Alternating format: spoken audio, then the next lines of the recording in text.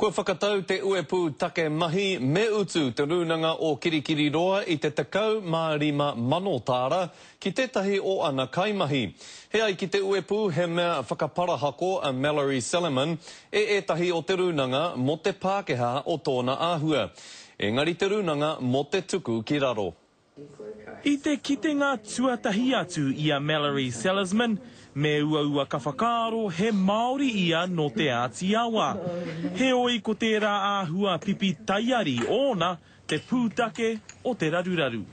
Just a couple of staff members saw that because I'm blonde and I'm fair-skinned, I'm not Māori enough and working for a Māori organisation, they felt that I should, I suppose, look more Māori.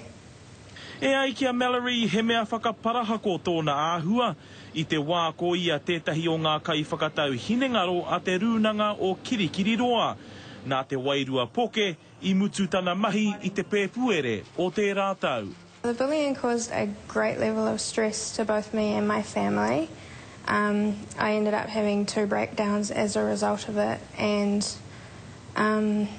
I feel like I've only just started to come right. We're really, really disappointed in the outcome. We felt that we had been a fair and reasonable employer and that we had been able to express that.